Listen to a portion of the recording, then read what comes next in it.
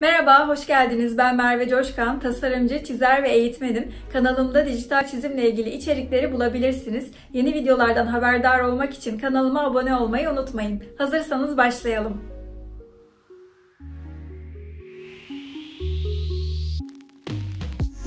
Serinin 3. videosundayız. İlk 2 videoda tahta ve taş dokularını çizmiştik. Eğer onları izlemediyseniz mutlaka izleyin çünkü orada uyguladığım teknikleri uygulayacağım.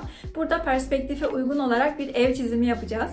Sonrasında bir yeşillik çizimi yapacağız ve son olarak da son videoda da bu çizdiğimiz evi direkt kopyalayarak bir kompozisyon çizimi yapacağız.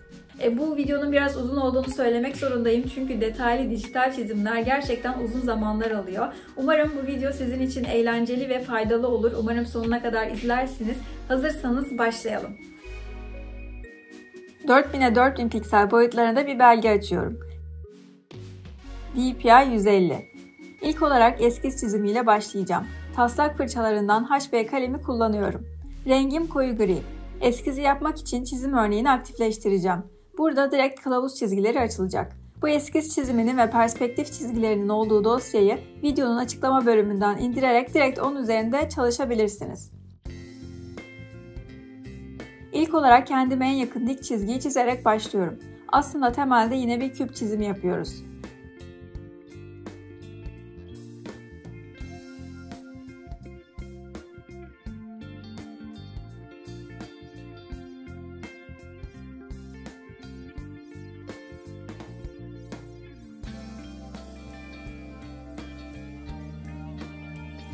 Şimdi çatının ortasını hizalamak için köşegenleri kullanacağım. Çizgilerin kesiştiği nokta bana bu yüzeyin ortasını gösterecek. Düz bir çizgi çizmek için 1-2 saniye bekliyorum.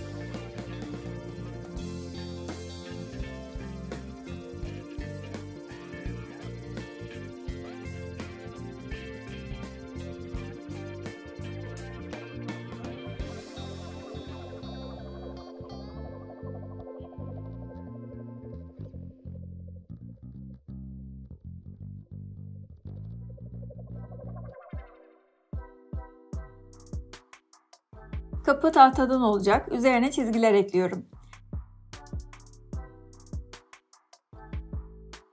Yine bir elips çizip bekliyorum ve hazır şekil oluşuyor. Çizime derinlik katabilmek için mutlaka iç yüzeyleri, girinti çıkıntıları da gösterelim. Ortada yine tahta bir kiriş olacak.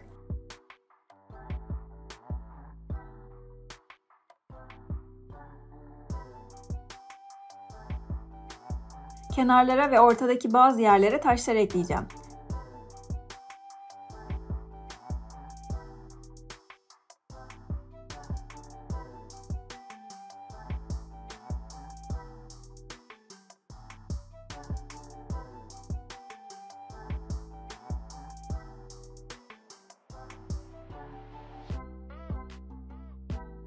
Pencereyi seçip sola alıyorum.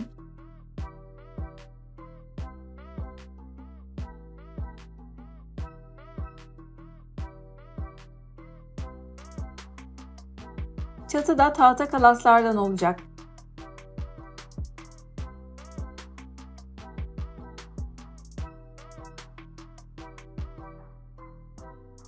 Son olarak bir de baca ekleyelim.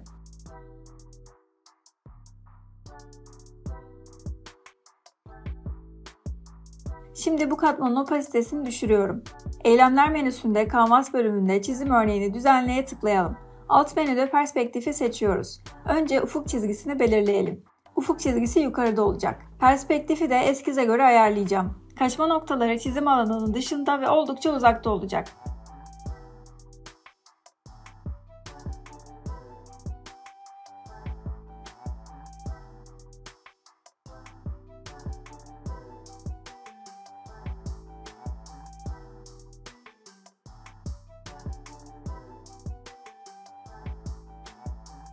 Çizim desteğini aktifleştiriyorum. Böylece çizgileri yalnızca perspektife göre çizebileceğiz. Yeni bir katman açalım. Ayarlamayı yaparken ilk katmanda olduğum için çizim desteği bu katmanda aktif oldu. Katmanın üzerine tıklayıp çizim desteğine tıklayalım. Bu katman için çizim desteğini kapatmış olduk. Üstteki katmanın üzerine tıklıyorum ve çizim desteğini aktifleştiriyorum. Hala eskiz çizimindeyiz ve HB kalem ile devam ediyorum. Burada çizgileri yalnızca kaçma noktasının açısına göre ya da dik şekilde çizebiliyorum. Yine dik kenardan başlayarak çizgileri çizelim. Önce yatay ve dik çizgileri çizeceğim.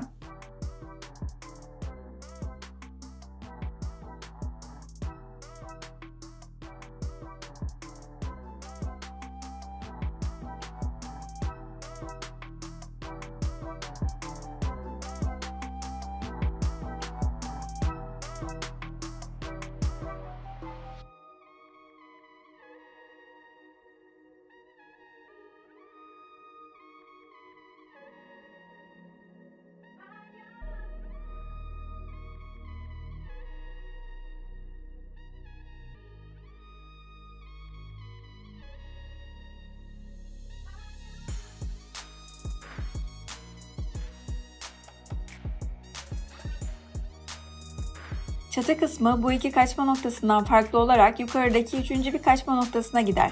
Bu çizgileri serbest şekilde çizebilmek için katmanın üzerine tıklayıp çizim desteği özelliğini kapatıyorum. Çizgilerin düz olması için bir iki saniye bekliyorum. Hazır şekillerin oluşma sürecini tercihler bölümünden değiştirebilirsiniz. Bunu maskeleme ve kısa yollar adlı videomda bulabilirsiniz.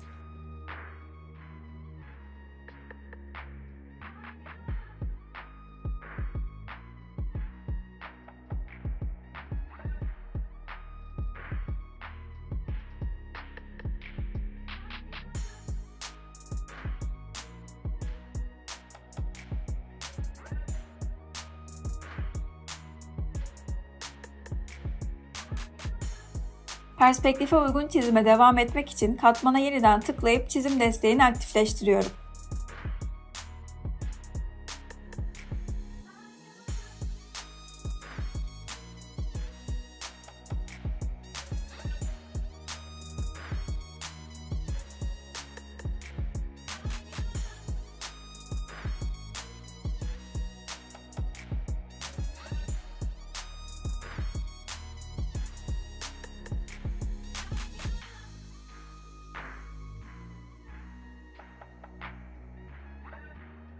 Tekrar çizim desteğini kapatıyorum.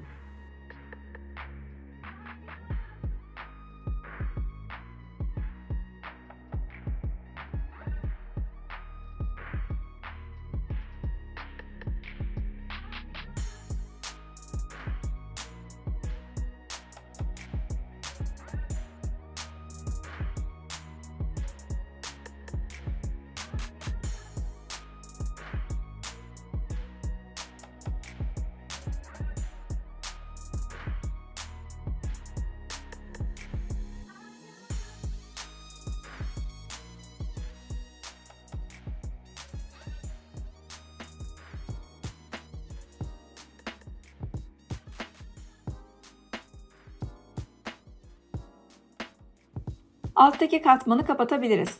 Perspektif çizgilerini kaldırmak için çizim örneğini menüden kapatıyorum.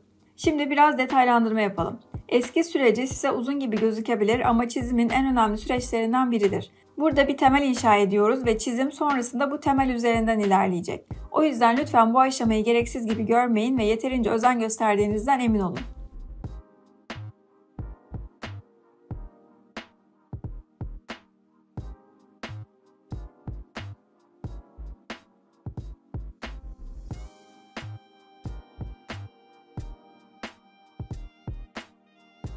Evet, böylece eskizi bitirdik. Şimdi renklendirme için yeni bir katman açalım. Ben katmanları isimlendirme konusunda biraz özensizim maalesef. Burada da çok dikkat etmemişim ama size tavsiyem karışıklıkları önlemek için katmanlarınızı mutlaka isimlendirin. Hava fırçalarından orta fırçayı seçtim. Renkleri nasıl olacağına karar vermek için bir ön boyama yapacağım. Layer 2'yi yani eskiz katmanını üste taşıyorum. Rengi tıklayarak paletler menüsünde artı simgesine tıklıyorum ve yeni palet oluşturu seçiyorum. Sıcak tonları tercih edeceğim. Siz bu kullandığım paleti videonun açıklama bölümünden indirebilir ya da sol alt köşedeki kodu girerek paletinize ekleyebilirsiniz.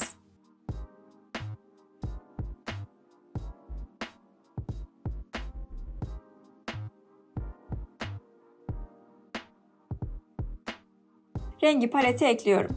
Çatı için ilk bölümde tahta çiziminde kullandığımız renkleri kullanacağım. O paleti de yine ilk videonun açıklama bölümünden indirebilirsiniz.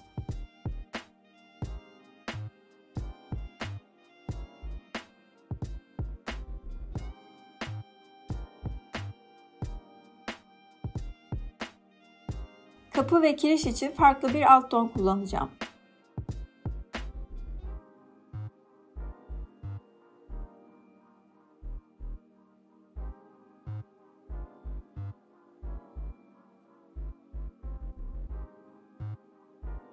Taşlar için de yine serinin ikinci videosunda kullandığımız renkleri kullanacağız.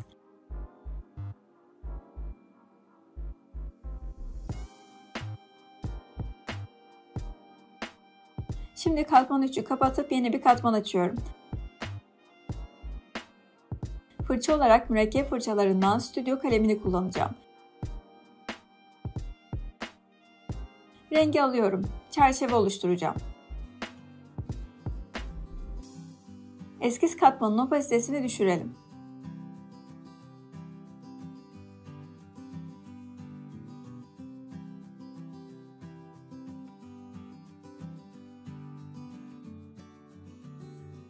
Rengi sürükleyip içini dolduruyorum. Yeni bir katman daha açıyorum. Şimdi çatıyı çizeceğim. Burada tahta için kullandığımız baz rengi seçiyorum.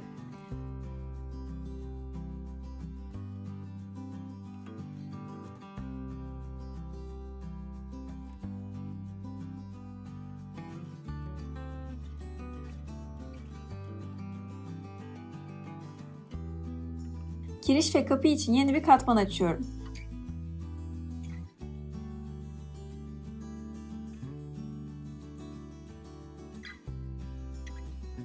Bu katman çatı katmanının üstünde olmalı.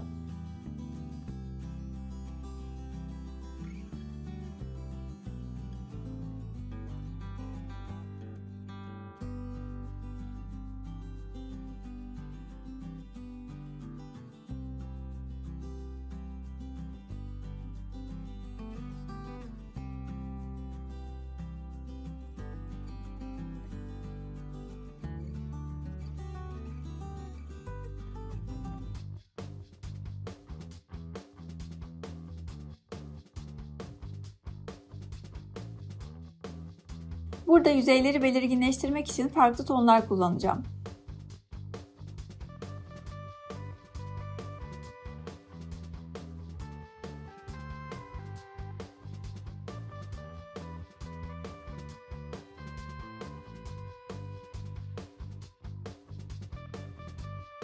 Ev katmanına geçip bacayı çiziyorum.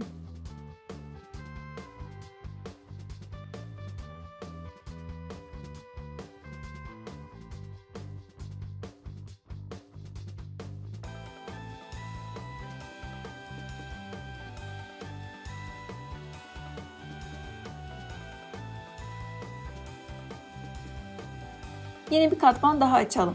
Burada da taşları çizeceğiz.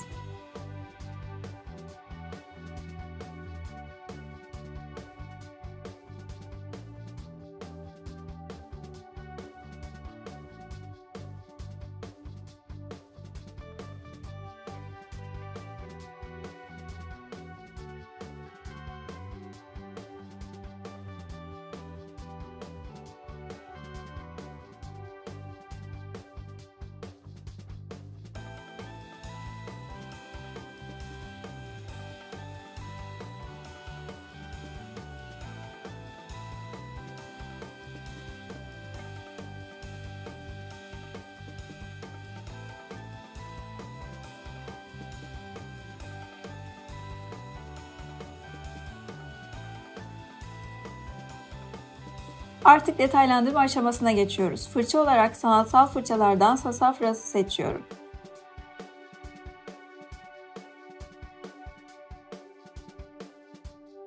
Ev katmanını iki parmağımla sağa itip alfa kilidini aktifleştiriyorum. Böylece boyamalar dışarıya taşmayacak. Baz olarak kullandığım rengin biraz daha koyusunu kullanacağım.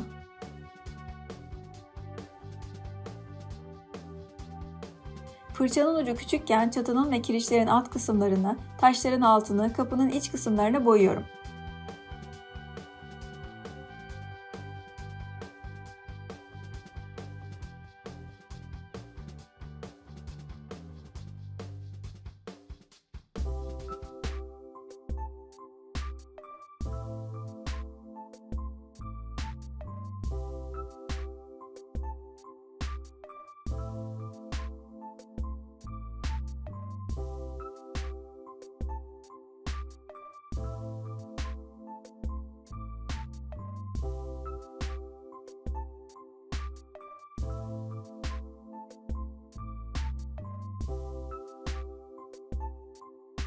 Fırçanın boyutunu büyütüp biraz daha genel bir boyama yapacağım.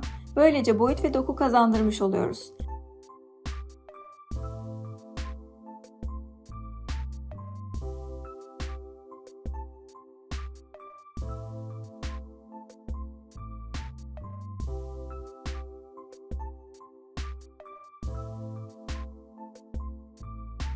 Derinliği biraz daha artırmak için rengi biraz daha koyulaştırıyorum. Yine kapı ve pencere girintilerini boyuyorum.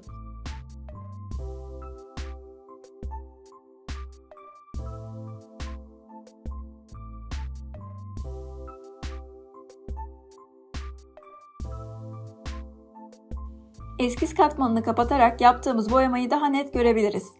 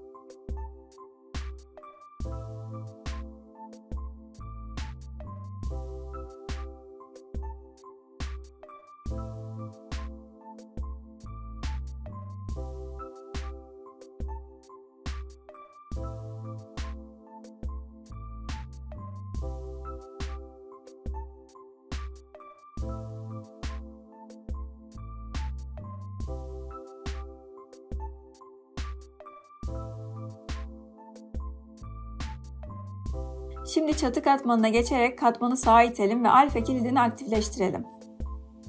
Fırça olarak mürekkep fırçalarından Gesinski'yi kullanıyorum. Tahta yüzey çiziminde kullandığımız ikinci rengi seçelim.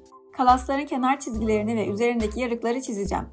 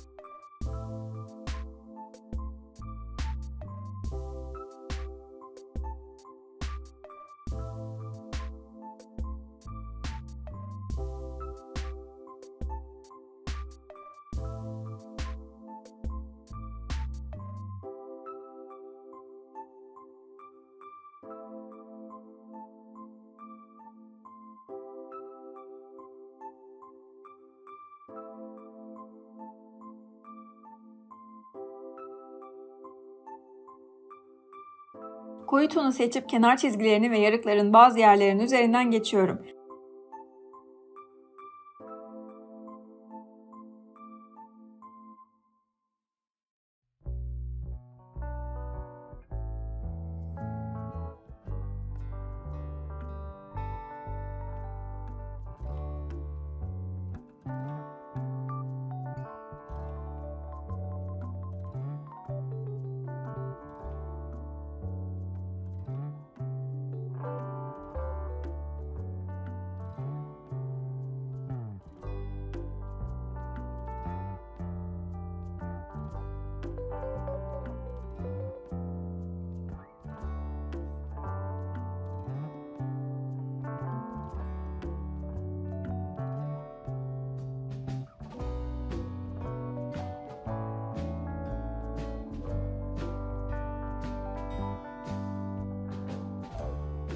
Şimdi çizgileri belirginleştirmek için sarı tonu seçip kuru mürekkep fırçasına geçiyorum. Fırçamın opasitesi düşük.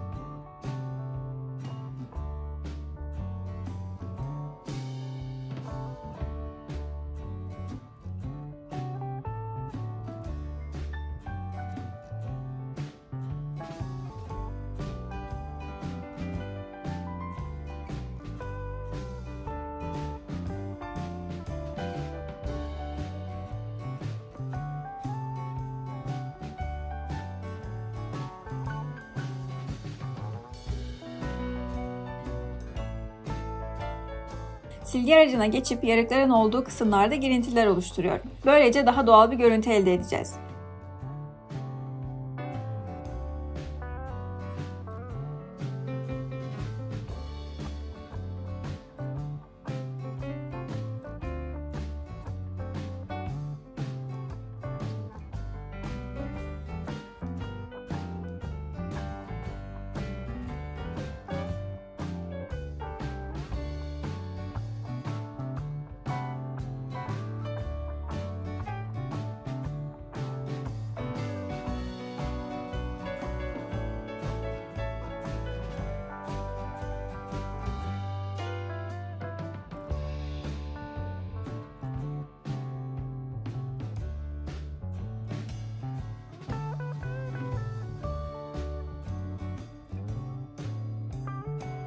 Şimdi hava fırçalarından yumuşak fırçaya geçelim. Yeni bir katman açıyorum ve koyu kahverengiye geçiyorum.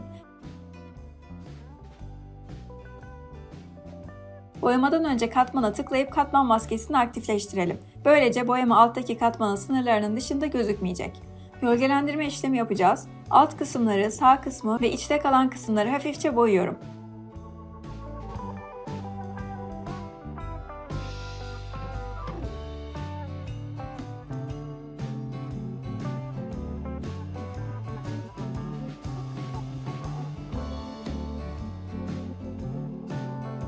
Katmanın üzerindeki N harfine tıklayalım ve harmanlama modu olarak çoğaltı seçelim. Böylece katmana karışım uyguladık. Bu katmanı ve çatı katmanını iki elimle çimdikler gibi bir hareketle birleştiriyorum. Ve yeni bir katman daha açıp katman maskesini aktifleştiriyorum. Bu kez açık rengi seçiyorum.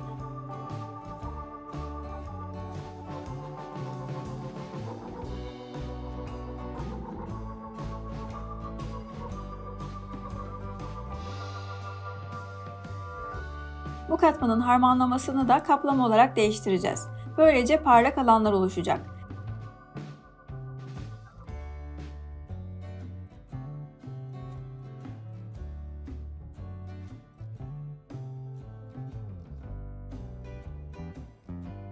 Fırçanın ucunu küçülterek biraz daha detaylandırma yapabiliriz.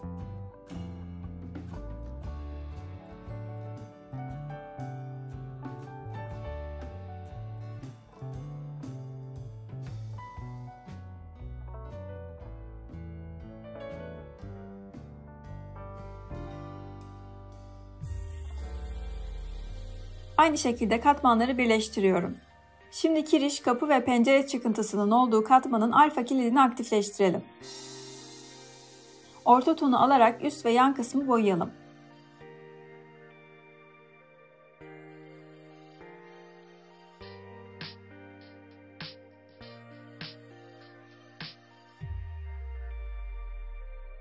Yarıkları da belirginleştiriyorum.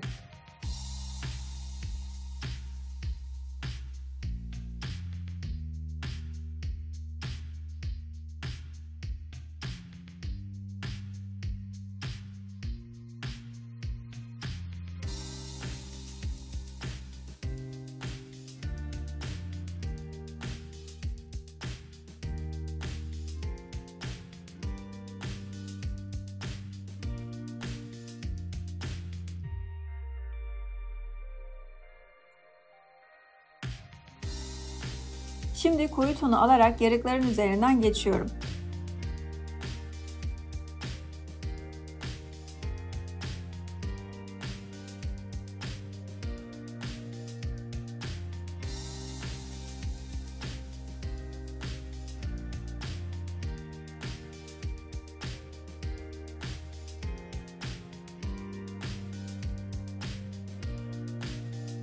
Tahta çizimindeki sarı tonu alıp kuru mürekkep fırçasına geçelim. Yarıkların kenarlarını belirginleştirelim.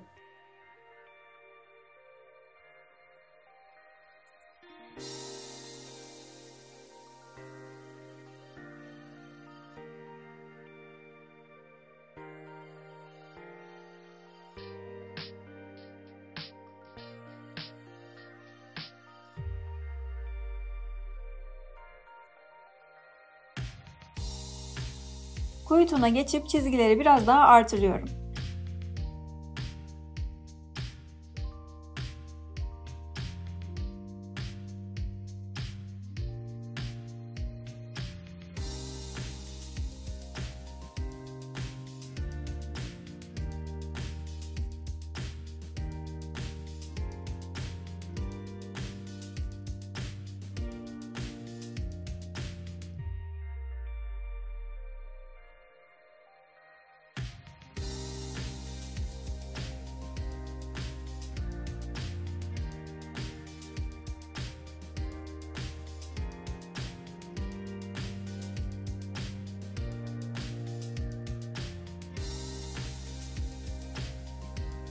Karıştırma fırçasına geçiyorum. Yine kuru mürekkep seçili. Çizgileri birbirine kaynaştırıyorum.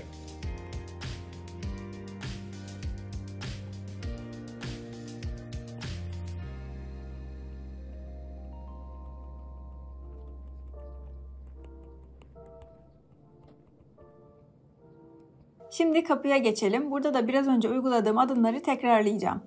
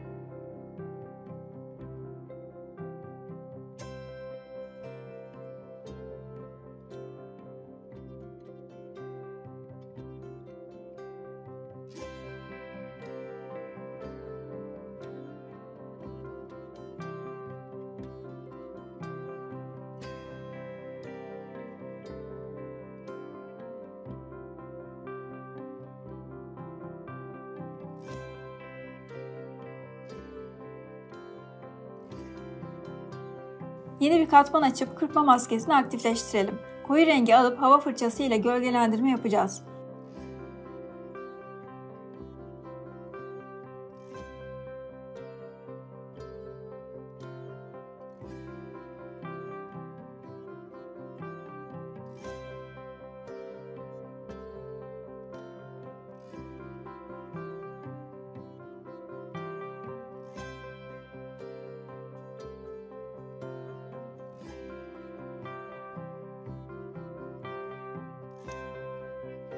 Harmanlama olarak çoğaltı seçelim. Ve yeni bir katman daha açıp katman maskesini aktifleştiriyorum. Bu kez açık rengi seçiyorum.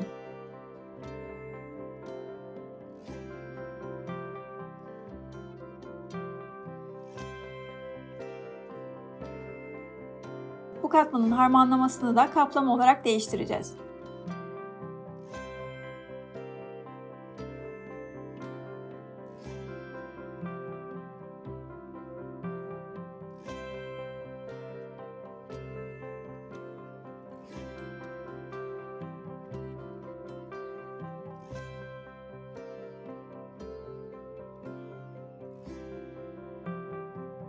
Bu üç katmanı birleştirelim.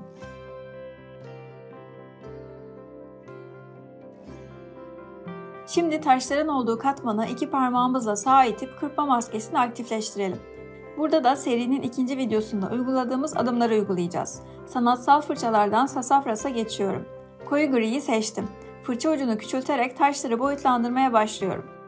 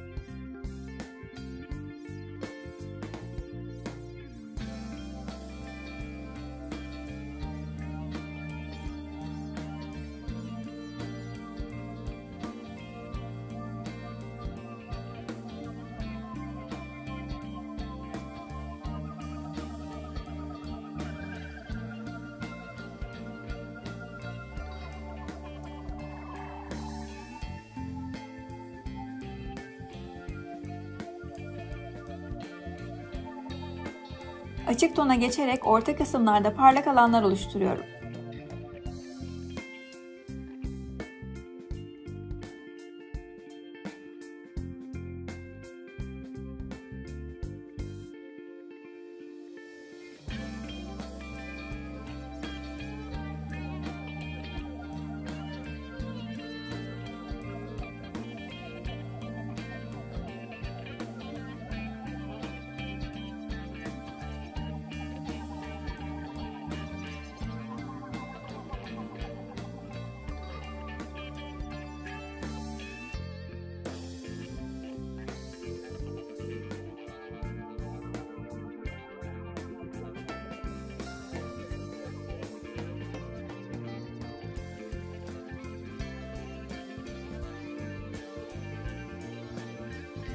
Kuru mürekkep fırçasına geçerek çizikler ile taşlara doğal bir görünüm kazandıracağım.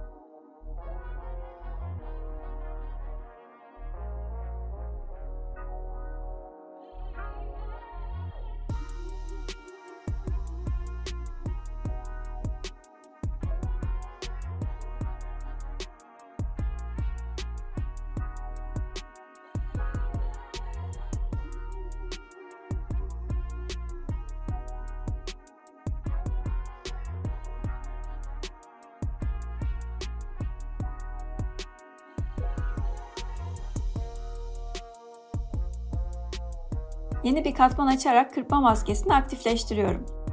Tekrar sasafras fırçasına geçerek parlaklığı arttıracağım.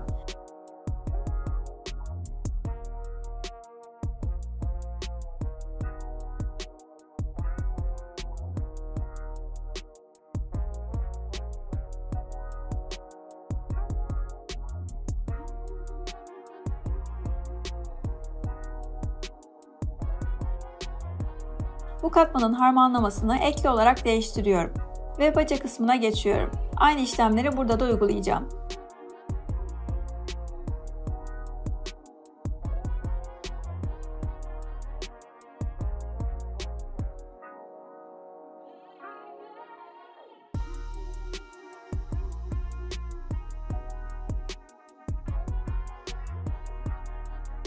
Bu iki katmanı da birleştiriyorum.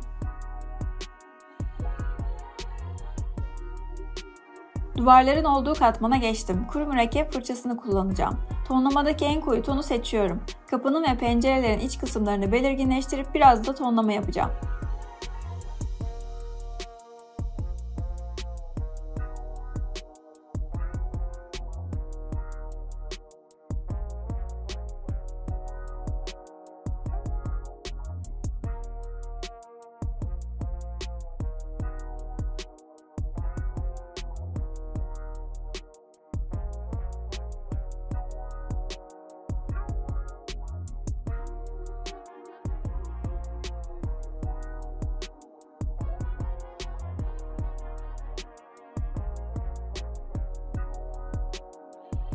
Kirişin ve taşların da alt kısımlarına biraz daha gölge ekliyorum.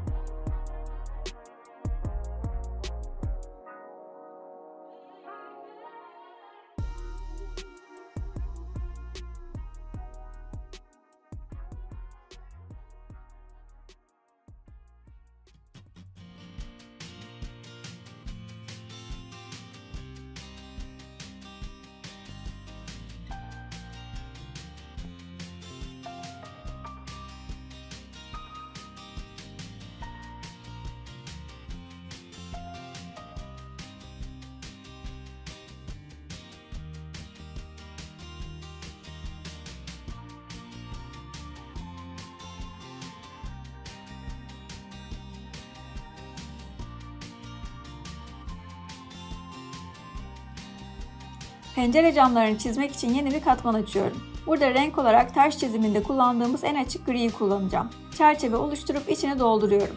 Fırça olarak stüdyo kalemini kullanıyorum.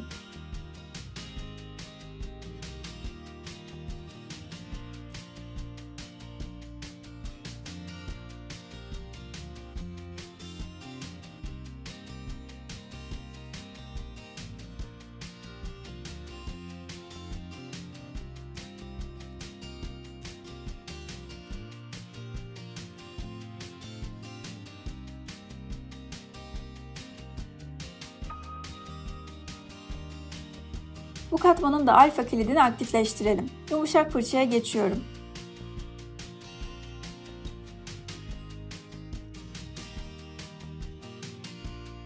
Taş için kullandığımız gri tona geçip fırçanın ucunu küçültüyorum ve cam görüntüsünü vermek için çapraz çizgiler oluşturuyorum.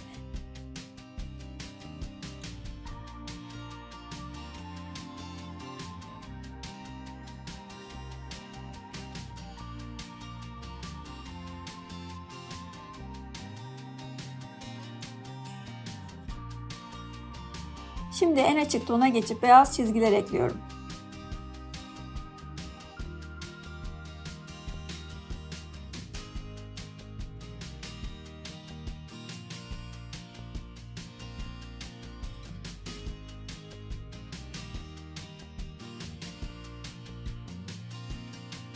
Koyu tona geçip fırçayı biraz daha büyüterek kenarları biraz koyulaştırıyorum.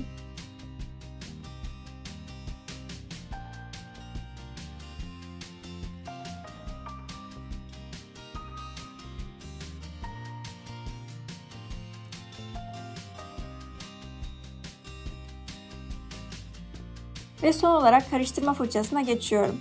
Burada kuru mürekkep seçili. Fırçanın ucunu iyice büyüterek yumuşak bir geçiş elde ediyorum.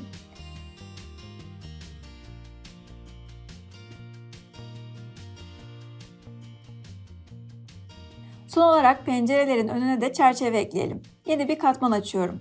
Önce stüdyo kalemine geçerek artı şeklinde 2 tahta çiziyorum.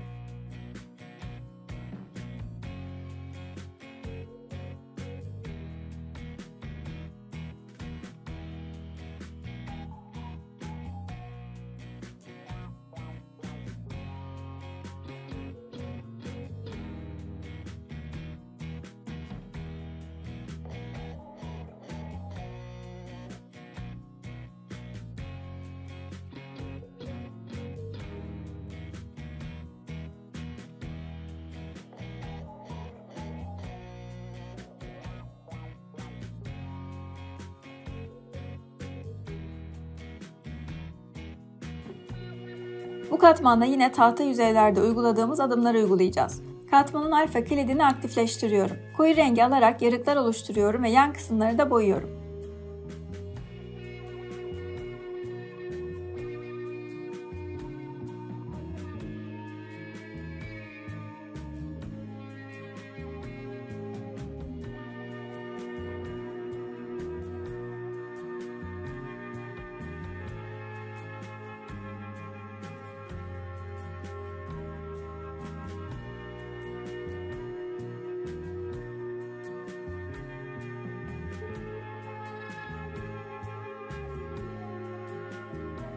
Kuru mürekkep fırçasındayken açık renk ile aydınlık çizgiler oluşturalım.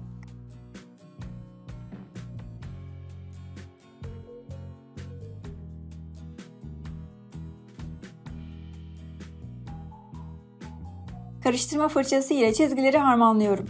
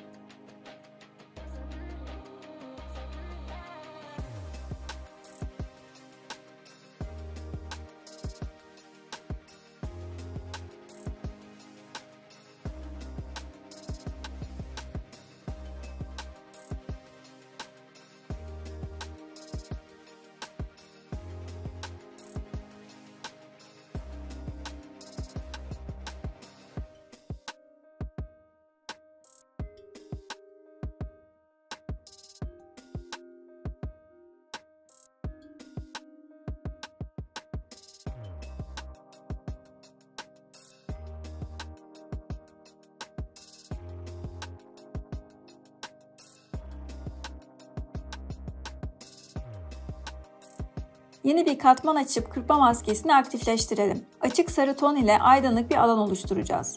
Katmanın harmanlamasını da kaplama olarak değiştirelim.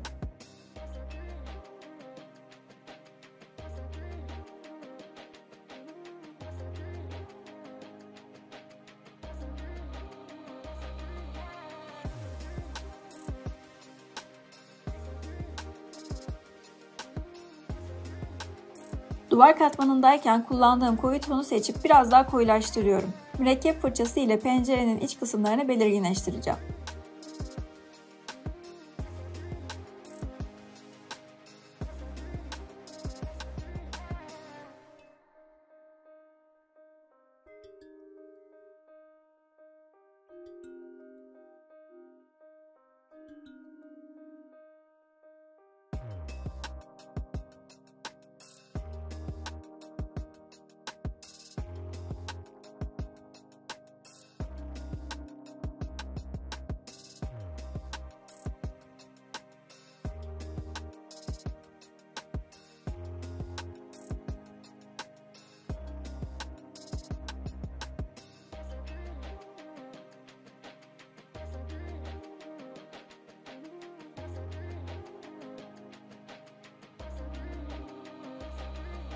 Böylece çalışmayı tamamladık. Umarım sizin için faydalı olmuştur. Serinin sonraki videosunda görüşmek üzere. Hoşça kalın.